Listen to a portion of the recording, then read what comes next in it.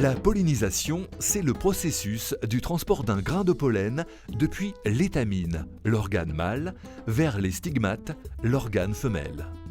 Cette pollinisation peut être assurée par le vent, la gravité ou l'eau, mais le plus souvent c'est le rôle des insectes et particulièrement des abeilles.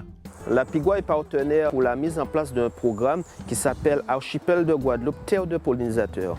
L'objectif, c'est de mieux connaître les pollinisateurs en Guadeloupe et après de pouvoir mieux les préserver. En Guadeloupe, mis à part l'abeille domestique, l'Apis mellifera productrice de miel et l'abeille endémique, la mélipone dont on a parlé, il y a 18 espèces d'abeilles solitaires, sauvages, dont personne ne parle et où nous avons une méconnaissance totale de ces espèces-là.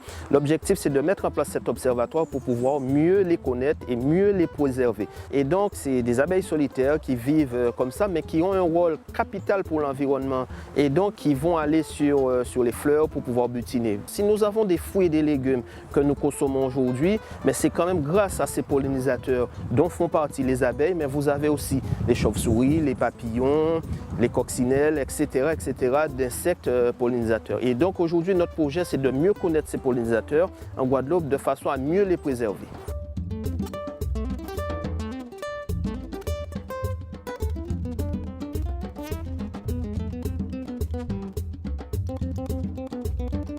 Un de leurs plus fervents admirateurs est sans nul doute le docteur Henri Joseph. L'avantage des bonbons,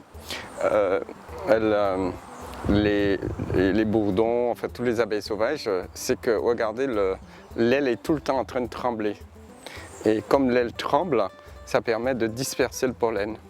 Ici on a des fleurs de carambole, mais regardez qu'est-ce qui féconde encore ces fleurs de carambole. Attendez, on va les voir ici, ce sont des abeilles. Et cette petite plante est une plante sauvage de Guadeloupe. Mais qui féconde ces fleurs, c'est encore les bonbons et les petites abeilles qu'on appelle Exomalopsis barchi, les abeilles sauvages, qui n'ont pas été importées dans une boîte ou dans quoi que ce soit.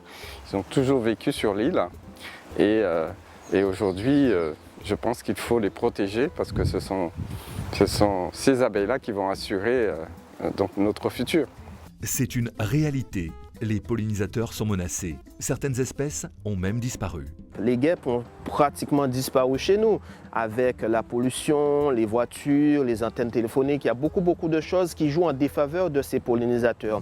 Mais derrière ça, il y a beaucoup d'insecticides que nous passons. Il y a aussi la lutte antivectorielle pour les problèmes de moustiques, le chikungunya, la dengue. On passe des produits pour pouvoir éliminer ces insectes-là.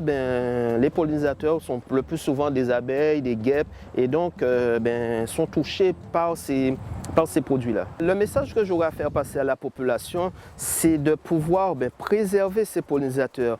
C'est par exemple à travers leur jardin, en laissant un petit coin sauvage, on va dire, où vont se développer diverses espèces mellifères, où ces abeilles-là, où ces insectes pollinisateurs pourront venir butiner. Mais il faut aussi planter, il faut que chacun puisse laisser s'y développer un sureautier, un arbre fruitier autour de chez soi. Et je pense que ça peut aussi aider en fait ces pollinisateurs. C'est grâce à ces pollinisateurs que nous avons à manger. Sans ces insectes de pollinisation, nous n'aurions plus de fruits sur la planète.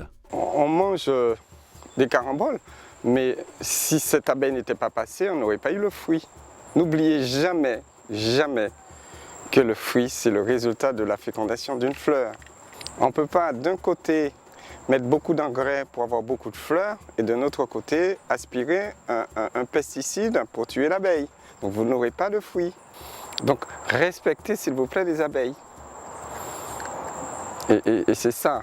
Et quand on va respecter les abeilles, on va respecter toutes les autres petites bêtes. La nature est bien faite, ne la trahissons pas. Oublions les pesticides. Ils ne sont pas utiles sinon pour tuer les insectes dont le rôle majeur est la pollinisation. La Guadeloupe a encore à apprendre, mais elle s'implique déjà beaucoup à travers de multiples initiatives originales et opérationnelles. On a pu le voir durant tous ces reportages. Je pense que la Guadeloupe est quand même assez en avance sur son temps par rapport à ce qui se fait déjà. On l'a vu dans le domaine de l'économie circulaire, on l'a vu dans le domaine de la maîtrise de l'énergie, on l'a vu dans le domaine de la valorisation de la biodiversité, on l'a vu également dans la protection de cette biodiversité. Donc vous voyez des domaines de compétences qu'on maîtrise. On a une chance exceptionnelle de vivre dans un pays exceptionnel qu'est la Guadeloupe, qui est zone de réserve de la biosphère mondiale. Et je félicite tous ceux qui sont impliqués dans cette démarche.